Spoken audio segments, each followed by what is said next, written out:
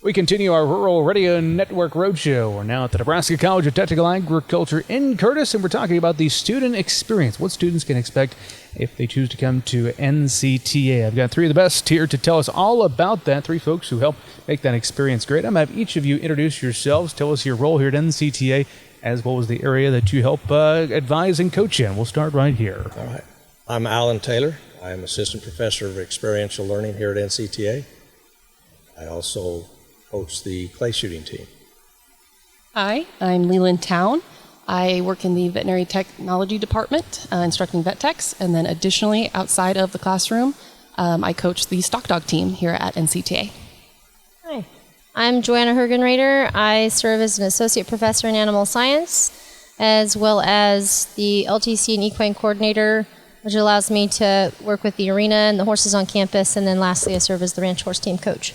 All right, well, let's stay down there and talk about this beautiful facility we're in. You described this as a game changer, this arena. Tell us about it. It's our largest classroom on campus and serves multiple functions, not only for the equine side of the needs of curricular-based activities, but also extracurricular. So teams definitely use this quite a bit. In fact, every day it's used for club and team activities, and then classes throughout the day. We can host events here, and it's busy with class every day. We've got people behind us getting warmed up, it looks like. Yep, we do. We have a number of horses active in the arena right now. The intermediate training class and ranch horse team students were asked to come help and ride around behind us. All right. Well, let's talk stock dogs for a little bit. That might not be something that everybody's familiar with, that you can actually work on your skills in college. I think it's a pretty big deal down here, too, isn't it? Oh, yeah. Our program with the stock dog team is actually kind of one of a kind. We're really the only group in the country that has a program like this. And so not only are we offering hosting trials here on campus, and we provide clinics available to the public and the students, but additionally, we travel outwards to different states to go to trials. And, some of our students, they're working their dogs and they might not end up trialing even then, but at least they can take home a dog that's going to make their life back home on the farm or the ranch a little bit easier. And it's a really amazing opportunity that you're not going to find anywhere else. And now let's bring you into the conversation. Shooting sports have certainly taken off in popularity, and I think it's not everybody knows you can continue doing that after you graduate high school. You can. It's really wonderful. Nebraska has a really strong junior high and high school shotgun sports program in primarily trap within the state. There's over 1,500 students that participate in that. And on the college level, we have a really good program in the shotgun sports. We're one of several schools in Nebraska that do that. In fact, if you look clear across the U.S., this area right here in the central part of the country, we are in what's considered the Prairie Plains Conference, so that's Nebraska, Kansas, Oklahoma, Colorado, and Wyoming. You can attend more collegiate meets here throughout a school year than any other place in the country. Wow. So we have a fantastic tradition of shotgun sports here within the state and the surrounding states, and it's a lot of fun. The kids really enjoy it. We compete in primarily the events of trap, skeet, and sporting clay, and then variations off of that. But, we have a lot of fun with it. How many students are involved in that this year? We got 19 this year. Yeah. So for a campus like ours, that's bumping 10% of the student body. Awesome. Good to learn about that. Let's go back and talk more stock dogs. You got a special visitor down below as well. Tell us about who you brought. This is Hank. He is a Kelpie. He's a young dog. He's actually only a little over a year, but he's like 63 pounds. He's already pretty big. He's one of the type of breeds of dogs that students bring to campus when they join the stock dog team. But a lot of the times it's border collies. We've had some Aussies. We have a healer. I think we have all 4 represented this year amongst my 12 students. And so it adds a little variety, and each of these herding dog breeds have specific styles that they work. And so when choosing the type of dog they want, I always instruct students to think about what kind of work they want to accomplish with their dog, and then that will help guide them to the right breed.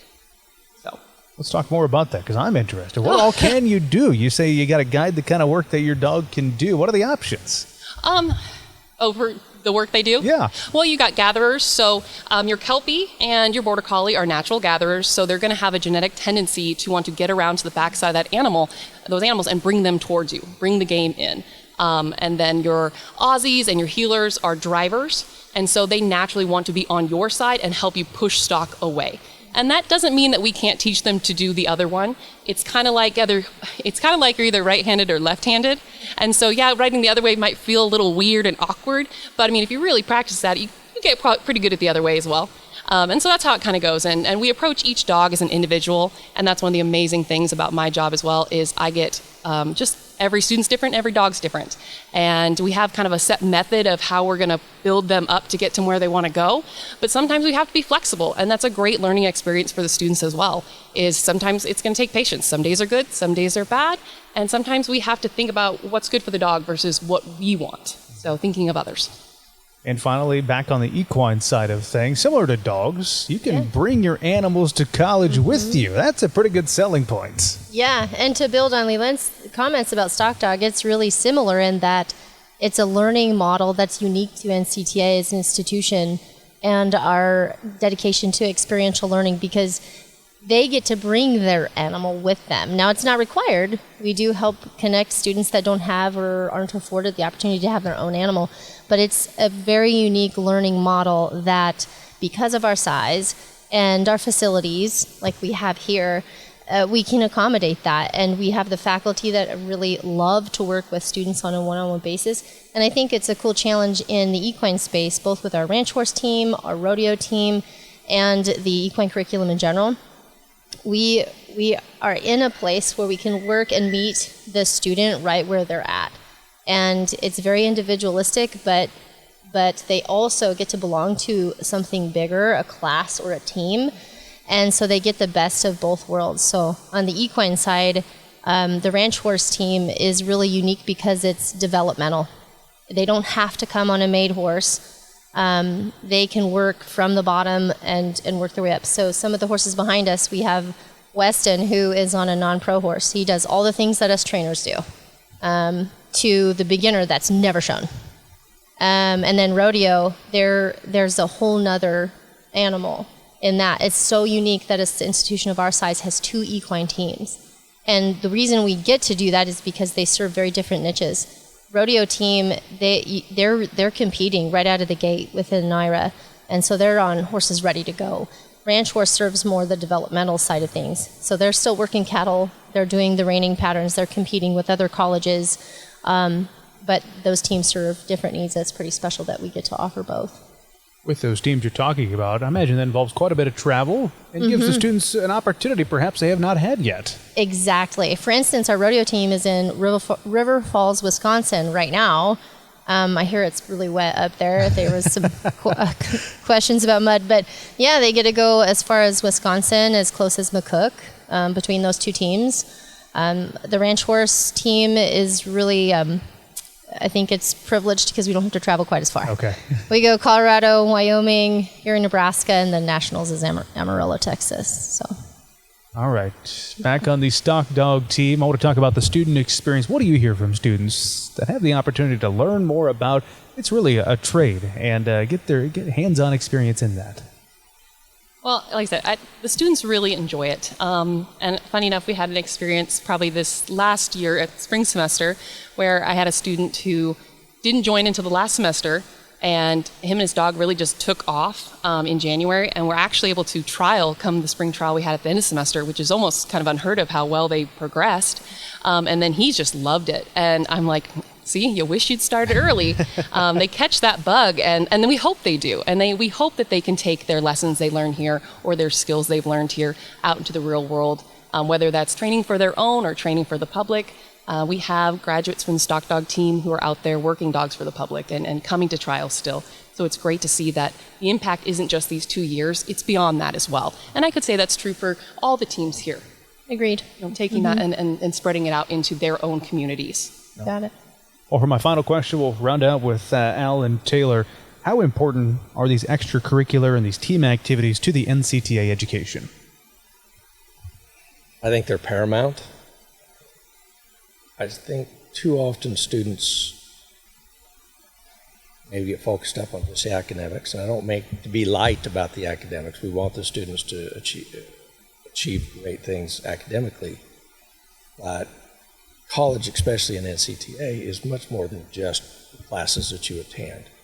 There are opportunities to grow your skill set, grow your friend base in a whole host of different organizations with NCTA. You're just talking to 3 of them. We've mentioned rodeo's a 4th, but there's another half a dozen different groups. Cattle women.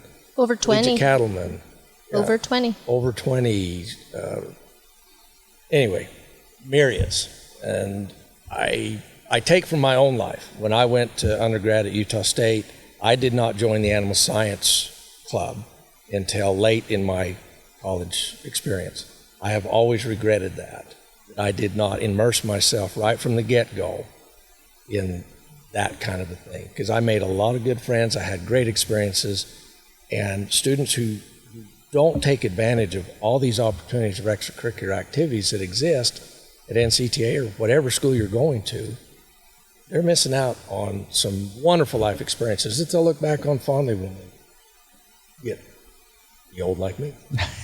Well, that's a great way to pause our conversation. Thank you to the 3 of you for sharing the details of what students can get involved with. And as you pointed out, we're just talking about a small sample size of everything going on here at the Nebraska College of Technical Agriculture. Of course, we're in the midst of our Rural Radio Network Roadshow. I'm Bryce Duskett reporting.